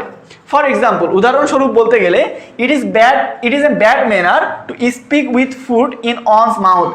এটা খারাপ ব্যবহার যখন অন্য একজনের মুখে খাবার থাকা অবস্থায় তুমি কথা বলবে। আমাদের মধ্যে অনেকে ইচ্ছাকৃত এরকম করে, যেটা আমি নিজেও করি, আমি অভদ্র এই দিক দিয়ে ধরতে গেলে। দেখা যাচ্ছে যে কেউ মুখের মধ্যে পানি নিছে, এই সময় একটা জোকস বলি, তাহলে হয়তো পানি আর খাইতে পারে না, উল্টা মনে করে পানি ফেলে দেয়, মজা লাগে কিন্তু এভাবে হাসাইতে আর কি। No one likes a bad mannered person, যে একজন খারাপ ব্যবহারকারী ব্যক্তিকে বা অভদ্র ব্যক্তিকে কেউ কিন্তু পছন্দ করে না। এটা আমার ক্ষেত্রে যায় না, আমি অভদ্র, তারপর সবাই ভালোবাসে আমাকে। রিমেম্বার দ্যাট, এটা মনে রাখবে যে educate and manners very from culture two culture and from society two society. এই যে আমাদের শিষ্টাচার এবং ভদ্রতা, এটা হচ্ছে সংস্কৃতি থেকে সংস্কৃতি, সমাজ থেকে সমাজ অনুযায়ী আলাদা হয়। ভ্যারি মানে আলাদা, এখানে তুমি যখন বলবে VERY তখন হচ্ছে অনেক, বা বেশি। তুমি যখন বলবে VARY তখন হচ্ছে আলাদা বা পার্থক্য। তাহলে কি হয়, এই যে সংস্কৃতি থেকে সংস্কৃতি, সমাজ থেকে সমাজ, এই যে শিষ্টাচার এবং ভদ্রতা, এটা কি হয়, আলাদা আলাদা হয়। একটা সমাজে যেটা ভদ্র আর একটা সমাজে অভদ্র, একটা সমাজে যেটা গ্রহণযোগ্য অন্য সমাজে সেটা অগ্রহণযোগ্য হতেই পারে, একটার সাথে আরেকটা মিল থাকে না আর কি। তাহলে এখানে কি বলছে, আমি আরেকবার বাংলা মিনিং সহ তোমাকে বুঝাই দিচ্ছি। এখানে বলছে যে যখন আমরা আমাদের সামাজিক ব্যবহারগুলোকে বর্ণনা করব, ডিসক্রাইব করব, তখন এটা দুইটা দিক বের হবে, একটা হচ্ছে শিষ্টাচার আর একটা হচ্ছে ভদ্রতা। শিষ্টাচার হচ্ছে একটা ফ্রেঞ্চ শব্দ যেটার অর্থ হচ্ছে যে একটা সমাজের মধ্যে যে ব্যবহারটাকে সঠিক ধরা হয় সেটাই হচ্ছে শিষ্টাচার। আর ভদ্রতা বলতে বোঝায় যে একটা সমাজ, নির্দিষ্ট কালচার, পার্টিকুলার কালচারাল সোসাইটি, নির্দিষ্ট একটা সংস্কৃতি অথবা সমাজে যেই ব্যবহারটাকে ভদ্র বলে গণ্য করা হয় সেটাই হচ্ছে ভদ্রতা।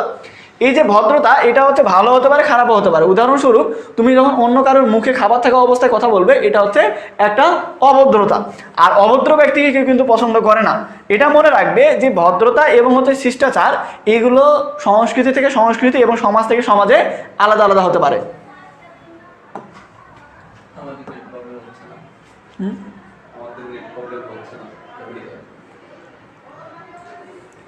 আচ্ছা, আমাদের নেটে কিন্তু কোনো প্রবলেম নাই, হয়তো বা এক দুইজনের প্রবলেম হতো, এটা তাদের ব্যক্তিগত সমস্যা, ওই দায়ভার আমাদের উপরে চাপাই দিও না।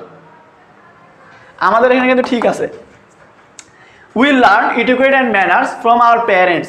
আমরা আমাদের এই যে শিষ্টাচার ভদ্রতা এগুলো কার থেকে শিখি, পিতা মাতার থেকে শিখি, ফ্যামিলিজ পরিবারের থেকে শিখি, ভেরিয়াস ইনস্টিটিউশন অনেক ধরনের সংস্থাগুলো থেকে শিখি, সাচ অ্যাজ স্কুলস অনেকগুলো স্কুলের থেকে, কলেজ থেকে, অর প্রফেশনাল বডিজ, আর হচ্ছে তোমার কি বলে প্রফেশনাল বডিজ বলতে কি বাংলাটা মনে আসতেছে না, প্রফেশনাল বলতে প্রফেশনাল বলে বলে অভ্যেস হয়ে গেছে, দক্ষ যেই আর কি বোঝায়। আচ্ছা, ডিকশনারিতে সার্চ দিয়ে নিও, প্রফেশনাল বলে বলে অভ্যেস হয়ে গেছে, আর প্রফেশনালের বাংলা আর মুখে আসে না, দক্ষ জনগোষ্ঠী টাইপের কিছু একটা হবে। তো আমরা এই যে ভদ্রতা আর শিষ্টাচার এগুলো আমরা শিখে থাকি, আমার পিতামাতা, পরিবার, অনেক ধরনের সংস্থা, তারপর হচ্ছে স্কুল কলেজ, এগুলো থেকে শিখে থাকি আর কি। There are rules of behaviour, এই যে ব্যবহারের অনেকগুলো নিয়ম কানুন রয়েছে, for all kinds of social occasions, সকল ধরনের যে সামাজিক উপলক্ষগুলো আছে এগুলোর জন্য। And it is important to learn them, এবং সেগুলো শিখে কিন্তু অনেক গুরুত্বপূর্ণ। And practise them in everyday life, এবং আমাদের প্রত্যেকদিন ডেইলি জীবনে বা নিয়মিত জীবনে এগুলো ব্যবহার করা অনেক গুরুত্বপূর্ণ। The manners that are correct in a wedding reception will not do in a debating club, যেই ব্যবহারটা একটা বিয়ে বাড়িতে তোমার ভদ্রতা বলে গণ্য করা হয়, বিতর্ক প্রতিযোগিতা বা মারামারির সময় সেটা কিন্তু আর মানে গণ্য হয় না ভদ্রভাবে। তুমি তখন তোমার বন্ধুর সাথে কথা বলবে, তখন তুমি তোমার বন্ধু একটা তোমার কথা বলতেছে, একটা তার গল্প শোনাছে, এই সাদিয়া আসে না, ওকে পটাই ফেলছি 2 দিনে, তুমি এখন তোমার বন্ধু বলছো তুই শালা আসলে একটা মাল রে, তুই জানো তোকে চিন্তাম না সেই, তখন তুমি কি বলছো, তোমার বন্ধুকে শালাও বলছো বা মালও বলছো, দুটাই বলছো। ওই কিন্তু তখন দেখতে হবে না কার বন্ধু, আমি কিন্তু আগে থেকে এরকম জিনিয়াস, এটা তোমার বন্ধু তখন কিন্তু ভদ্রতা হিসাবে নিচ্ছে। ওই একই কথা তুমি যখন মারামারি করতেছো, তোমার বন্ধুর সাথে কোনো একটা কারণে তোমার মারামারি হয়েছে, তখন তুমি ওকে বলছো তুই শালা একটা মাল, তোকে আজকে চিনে নিলাম, এরকম করে তখন বলবে, তখন কিন্তু উল্টা মার পড়বে তোমার পিঠে, যদি তুই আমাকে গালি দিলি মানে আমি আমার কোন বোনকে দিয়ে তোকে বিয়ে দিছিস, তুই আমাকে শালা বলতেছিস, আর আমি মাল মানে তুই কি বুঝাতে চাস তুই, এই সেই, তখন কিন্তু মারটা অন্যদিকে চলে যাবে। তো বিষয়টা হচ্ছে একই জিনিস, কিন্তু দুইটা অবস্থায় দুইভাবে ব্যবহার করতে হবে, একটা মানে একটাই ব্যবহার আরেকটাই করতে পারবে না, ঠিক আছে? এই জিনিসটা তোমাকে বুঝতে হবে যে কোন জিনিস কোন জায়গায় তোমাকে ব্যবহার করতে হবে, নাহলে যেখানে সেখানে কিন্তু মার খাবে।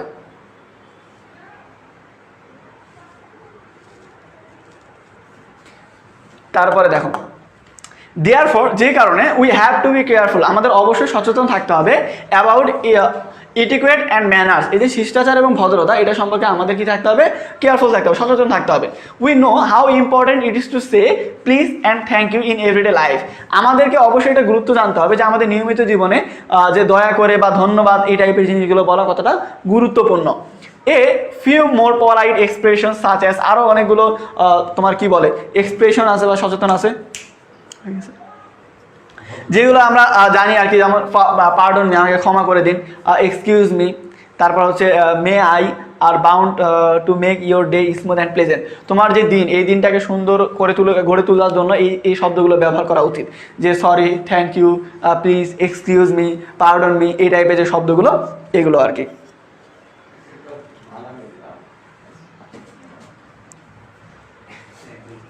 এখানে কিছু শব্দ আছে যেগুলো হচ্ছে তোমার জানা উচিত, যে here are some basic rules of etiquette. এখানে যে শিষ্টাচার সম্পর্কে কিছু হচ্ছে বেসিক রুলস দেওয়া আছে, যেমন রেসপেক্ট আদার্স পার্সোনাল স্পেস, অন্যদের যে ব্যক্তিগত জিনিস এটাকে সম্মান দেওয়া উচিত। যেমন আমাদের মধ্যে কোনো ফ্রেন্ডকে যদি কেউ যদি ফোন দেয়, তো ওই ফ্রেন্ড মনে করে কথা বলতেছে, কথা বলতে বলতে একটু দূরে গেল, সাইডে গেল, হ্যাঁ বল বাজার আসে, হ্যাঁ বল কী হয়েছে, আস্তে কথা বলছে, তখন খুব চলতেছে ডুবে পানি খাওয়া কতদিন থেকে, এরকম মনে করে। কেন? ও পার্সোনাল কেউ থাকতে পারে না, পার্সোনাল স্পেস থাকতে পারে না। এখন দেখা যাচ্ছে তোমার ফ্রেন্ড লক খুলে দাও তো, তোর ফোনটা একটু টিপি, এখন তুমি বলছো ভাই তুই সব ফোল্ডারে ঢুকবি, নিউ ফোল্ডারে ঢুকবি না, ও দেখবে সব আগে নিউ ফোল্ডারে ঢুকবে, কেন? পার্সোনাল কোনো কিছু থাকতে পারে না নিউ ফোল্ডারে। এরকম জিনিসগুলো হয় কিন্তু। অতএব অন্যদের যেই ব্যক্তিগত যেই স্পেস সেটা দেওয়া উচিত, ওটাকে সম্মান জানানো উচিত, ওগুলো নিয়ে ঠাট্টা করা উচিত না। তারপরে দেখো এখানে বলছে don't interrupt when someone is talking. তো বলছে যখন অন্যরা কথা বলবে তখন কিন্তু মাঝখান থেকে এই যে মানে টিপ্পনি মারবে না, যেটা বলে মাঝখান থেকে কিন্তু ভেটা মারবে না। তারপর বলছে বি এ হেল্পার, একজন সাহায্য করো, সবসময় মানুষকে কী করো? সাহায্য করো। মানবতার দিক থেকে এগিয়ে যাইতে হবে, তাই না? বি অন টাইম, সবসময় সময় মতো সব কিছু করতে হবে। ডোন্ট ইয়েল ইন পাবলিক, যে তোমার পাবলিক প্লেসেস, যখন তুমি একটা জনসম্মুখে থাকবে, সবার মধ্যে থাকবে, তখন চিৎকার চেঁচামেচি করবে না, তখন ভদ্রতার সাথে কথা বলবে। ইট পলাইটলি, ভদ্রভাবে খাওয়া দাওয়া করতে হবে। চিউ উইথ ইয়োর মাউথ ক্লোজড, মুখ বন্ধ করে চাবাইতে হবে। গরু ছাগলে গেলে যেভাবে জাবর কাটে ওইভাবে খাওয়া যাবে না, মানে মুখ বন্ধ করে চাবাইতে হবে আর কি জিনিসগুলা। স্ট্যান্ড ইন কিউ, সারিবদ্ধভাবে দাঁড়াতে হবে, অনেকটা লাইনে দাঁড়াবে, লাইনে মানে ভালোভাবে ভদ্রভাবে দাঁড়াতে হবে, উল্টাপাল্টাভাবে দাঁড়ালে হবে না। তোমার আম্মু ছোটো আব্বু এদেরকে নিয়ে যে ক্লাস করতেছো, আমাদের ভিউ কমে যাচ্ছে, 3 জন মিলে একটা আইডি থেকে ক্লাস করতেছো, 3 জন মিলে 3টা আইডি থেকে ক্লাস করলে আমার 3 দুগুণ 6000 ভিউ হইতো। এটা দায়ভার কে নেবে? জীবন যুদ্ধে তো আমি পিছিয়ে গেলাম কয়েক ধাপ। আচ্ছা এখানে এমসিকিউ আছে, এমসিকিউগুলো তোমাদেরকে দিয়ে সলভ করাবো। এর আগে 4টা প্যাসেজের এমসিকিউ আমি নিজে নিজে সলভ করাই দিছি, এটা এমসিকিউ তোমাদেরকে সলভ করাই নেবো তোমাদেরকে দিয়ে। এখানে বলছে what is the example of etiquette, শিষ্টাচারের উদাহরণ কোনটা? Kindness, respect, confidence, consideration. কোনটা শিষ্টাচারের? এখানে বলছে শিষ্টাচারের উদাহরণ কোনটা? Kindness, respect, confidence, consideration. Respect, kindness এগুলো তো তোমার ভদ্রতার মধ্যে পড়ে, ম্যানারের মধ্যে পড়ে। এখানে কি হবে? এখানে হবে হচ্ছে কনফিডেন্স। কি হবে? কনফিডেন্স। কনফিডেন্স হচ্ছে ইটিকুয়েটের মধ্যে পড়ে, শিষ্টাচারের মধ্যে। এরপরে বি নাম্বার, বি নাম্বার বলছে dash is an expression of inner character. বলছে তোমার যেই ভিতরের যেই চরিত্র, এইটার এক্সপ্রেশন মানে এই যে কি বলে বহির্প্রকাশ, এই বহির্প্রকাশ আসলে কোনটা? Competence, manner, etiquette, behaviour. কোনটা? আচ্ছা এখানে কী হবে বলো, এখানে কী হবে? আসলে আমি জানি না, অ্যান্সার দেখে দেখে বলতেছি। এখানে হবে হচ্ছে ম্যানার। ম্যানার মানে কি বললাম? ভদ্রতা। তোমার ভিতরে থেকে যে জিনিসটা আসে সেটা কি আসে? ভদ্রতা। এখানে তো তোমার মনে করো যে কর্মদক্ষতা বা ধরো ব্যবহার বা মনে করো যে তোমার শিষ্টাচারগুলো না, এখানে কি আসবে? ভদ্রতা। তোমার ভিতর থেকে কী বের হয়? ভদ্রতা। ভদ্রলোক কিন্তু বাইরে থেকে চেনা যায় না, ভিতরে দেখতে হয়। বাইরে থেকে দেখে যে বোঝা যায় সেটা হচ্ছে ভাব বা ভাবস, যেটা আমরা বলি সেটা হচ্ছে ইটিকুয়েট বা বিহেভিয়ার এগুলা। আর ভিতরে কি থাকে? ভদ্রতা। ভদ্রলোক কিন্তু ভিতর থেকে বোঝা যায়। তারপরে দেখো সি নাম্বার, সি নাম্বার বলছে দ্য ওয়ার্ড গ্রাস্ট রেফার্স টু, গ্রাস্ট বলতে আসলে কি বোঝায়? রিল্যাক্টেন্ট, তারপর হচ্ছে কোর্টিয়াস, তারপর হচ্ছে লস, আর হচ্ছে গাইড। কি বোঝায় কোনটা? আচ্ছা আমি প্যাসেজের যখন পড়ি তখন প্যাসেজের মধ্যে কি বললাম? প্যাসেজের মধ্যে গ্রাস মানে কি? গ্রাস মানে হচ্ছে অস্বীকৃতি জানানো, অস্বীকৃতি জানানো বা অস্বীকার করা। আর এখানে রিল্যাক্টেন্ট মানে হচ্ছে তাই অনিচ্ছুক বা অস্বীকৃতি জানানো এরকম। বাকিগুলো লস মানে লস, কোর্টিয়াস মানে সতর্ক, তারপর হচ্ছে গাইড মানে ওই টাইপের। এগুলোর সাথে মিল নাই, মিল আছে শুধুমাত্র অপশন একের সাথে। গ্রাস মানে অস্বীকৃতি জানানো, রিল্যাক্টেন্ট মানে ওই একই, অস্বীকৃতি জানানো। তারপর হচ্ছে রিল্যাক্টেন্ট এখানে উত্তর। তারপর ডি নাম্বার, ডি নাম্বারটা বলছে etiquette and manners are hold to effective human, যেগুলো মানুষের সরাসরিভাবে কীভাবে আর কি তোমার হচ্ছে কী বলে প্রভাব ফেলে আর কি। ইন্টারঅ্যাকশনস, লাইফ, রাইট, সোসাইটি, সমাজের মধ্যে জীবনের মধ্যে সরাসরি সম্পৃক্তভাবে বা সঠিকভাবে কোনটা হবে? এখানে এই 4টার মধ্যে কোনটা হবে? ইন্টারাকশন মানে কি? ইন্টারাকশন মানে হচ্ছে যোগাযোগ। তাহলে কী হবে এখানে? এখানে হবে হচ্ছে যোগাযোগ। তারপরে হচ্ছে এই যে প্লেজেন্টের অ্যান্টোনিম কি? Excuse, glorious, cheerful, disagreeable. এই 4টার মধ্যে কোনটা হবে? প্লেজেন্টের অ্যান্টোনিম কি? অ্যান্টোনিম মানে তো বোঝায় বিপরীতার্থক, এটা অ্যান্টোনিম কি?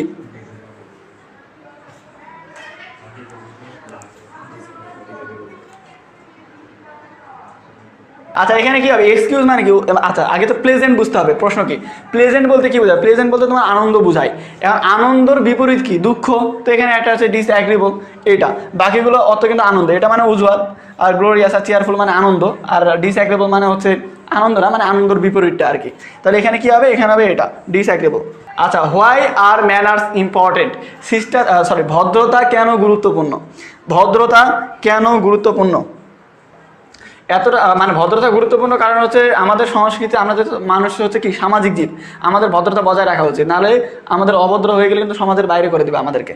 ওই জন্য আমাদের ভদ্র হওয়া উচিত, এটা আমার মনে হয় আর কি। ওইটা লেখা আছে এখানে, মানে আমি যা চিন্তা করি তাই বইয়ের মধ্যে লিখে দেয় স্যারেরা, কপি করে আর কি। তারপরে দেখো, what's the best way to teach manners to children, বাচ্চাদেরকে এই যে ভদ্রতা শেখানোর সব থেকে উত্তম পন্থা কী? এটা কি হবে বলো, যে বাচ্চাদেরকে এই যে তোমার হচ্ছে ভদ্রতা শেখানোর সব থেকে সঠিক উপায় কোনটা? সেটা হচ্ছে কি, ধার্মিক দিক থেকে তাদেরকে শিক্ষা দেওয়া। কারণ তোমার মধ্যে যখন একটা ধর্মীয় গুণ থাকবে, এই যে ঢাকা বিশ্ববিদ্যালয়ের প্রফেসর, এই যে কি স্যারের নাম, এই যে এখন অক্সফোর্ডে থাকে না, কোন একটা ভালো একটা বিশ্ববিদ্যালয়ে চাকরি করতেছে, স্যার একটা বক্তব্য ভাইরাল হয়েছে না, স্যার কি বলতেছে, যে হচ্ছে পৃথিবীতে এমন কোনো ধর্ম নাই যে ধর্ম তোমাকে হচ্ছে খারাপ কাজ শিখায়। পৃথিবীর এমন কোনো ধর্ম নাই, প্রত্যেকটা ধর্মই তোমাকে ভালো কাজ শেখায়। যারা খারাপ কাজ করে ধর্মের নামে, তারা কিন্তু ভালো ব্যক্তি না।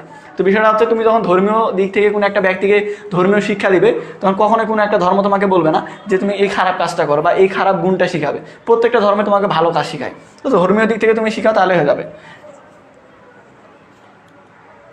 তারপর বলছে, when you walk what side should you be on, যে তুমি কোন দিকটা নিবে, ভালো দিক থেকে তুমি কোন দিকটা নিবে আর কি। তো এখানে বলছে যে সরকারের যে দিকগুলো রয়েছে, তোমার ভূমিকাগুলো রয়েছে, তোমার শিষ্টাচারের দিক দিয়ে সেই নিয়মগুলো মেনে চলা উচিত আর কি। মানে এটা বলছে যে তোমার রাস্তায় যখন হাঁটবে, তো হাঁটার সময় তোমার আসলে কোন সাইডটা নেওয়া উচিত, এই জিনিসটা আমি জানতাম না আগে। আমি যখন ছোটো থাকতে যখন সাইকেল চালাইতাম, সাইকেল চালানো যখন প্রথম শিখি, তখন কিন্তু আমি জানতাম না যে রাস্তায় ডান দিক দিয়ে যাইতে হয় নাকি বাম দিক দিয়ে যাইতে হয়। তো আমাদের যে রাস্তার মধ্যে সাইকেল চালা শিখতেছিলাম, ওইটা ছিল মাটির রাস্তা।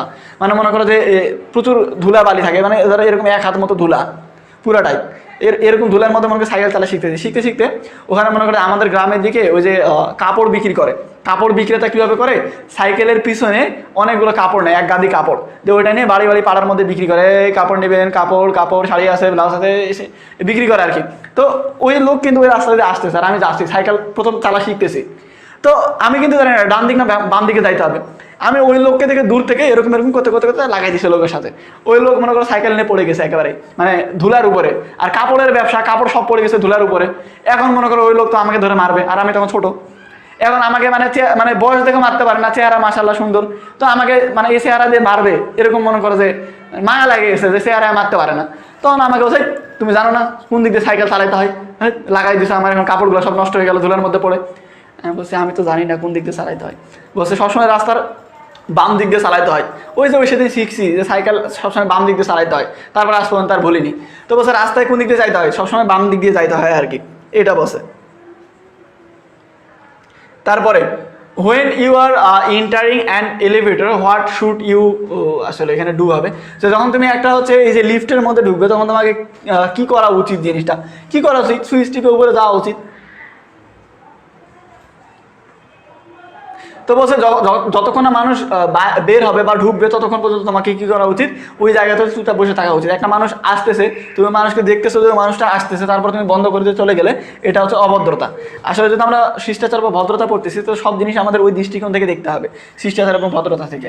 তারপরে বলছে, what manners are found in our country, আমাদের দেশের মধ্যে কি ধরনের ভদ্রতা পাওয়া যায়, কি ধরনের পাওয়া যায়, বড়দের সম্মান জানাতে হবে, ছোটদের ভালোবাসা দিতে হবে, এই ধরনের ভদ্রতা পাওয়া যায় আমাদের দেশের মধ্যে। আচ্ছা, এখন যদি আমরা এটার উপরে যদি আমরা সামারি লিখি, তাহলে কি সামারি লিখবো? ইডুকেট ম্যানারের উপরে আমরা যদি সামারি লিখি, তাহলে কি সামারি লিখবো বলো? সামারি লিখো, ইডুকেট ম্যানারের উপরে সামারি লিখো। আমি কি বলছিলাম, আমরা একটা সামারি লিখবো, তখন সামারির মধ্যে আমরা কি লিখবো, সামারির মধ্যে আমরা প্রথমে লিখবো এটা, the text focuses mainly on. তাহলে আমরা সামারিতে এখানে কি দিব, এখানে দিব হচ্ছে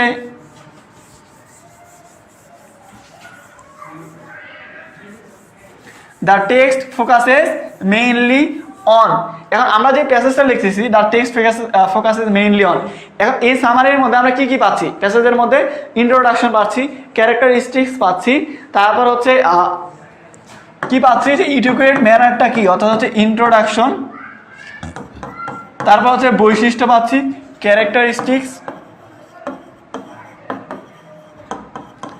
টাইপস পাচ্ছি, কত প্রকার কোনটা, তারপরে কি পাচ্ছি, তারপরে এটা গুরুত্ব পাচ্ছি, যে এডুকেট ম্যানার কেন গুরুত্বপূর্ণ, অতএব ইম্পর্টেন্ট পাচ্ছি, ইম্পর্টেন্স। তারপরে কি পাচ্ছি, এটা আমরা ম্যারিড ডিম্যারিড পাচ্ছি। এই যে ভদ্রতা বা হচ্ছে শিষ্টাচার, এটা সুবিধা কি কি, অসুবিধা কি কি, তো অলরেডি 4টা হয়ে গেছে। তো লাস্টের আগে আমরা অ্যান্ড দিব, and also merits and demerits, সুবিধা এবং অসুবিধা, merits and demerits of etiquette and manner, তোর ইটিকুয়েট অ্যান্ড ম্যানার্স। তাহলে কি হচ্ছে, the text focuses mainly on introduction, characteristics, types, importance and also merits and demerits of etiquette and manners. এটা হচ্ছে তোমার এই প্যাসেজের ফার্স্ট লাইন। বাকি লাইনগুলো তুমি প্যাসেজ দেখে দেখে মনে করো যদি একটা একটা করে পয়েন্টের উপরে বানায় লিখতে পারলে ভালো, না পারলে আরও ভালো, প্যাসেজ তো থাকবে, প্যাসেজ দেখে দেখে 4টা লাইন তুলে দেবে, হয়ে গেল। এখন তুমি লিখতেছো, তোমাকে পার্থক্য করতে বলা হয়েছে যে বনি আর রনির মধ্যে পার্থক্য করো। এখন তুমি করতেছো কি, যে বনি সে রনি না, আবার যে রনি সে কিন্তু বনি না।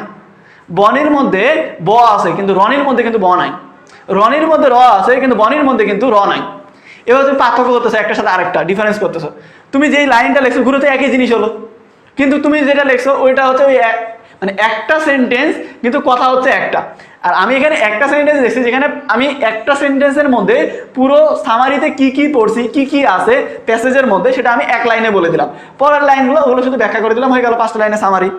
ঠিক আছে, তো দেখা হচ্ছে 45 মিনিট পরে। ভালো থাকবে, সুস্থ থাকবে সবাই, সবাইকে ধন্যবাদ। আসসালামু আলাইকুম।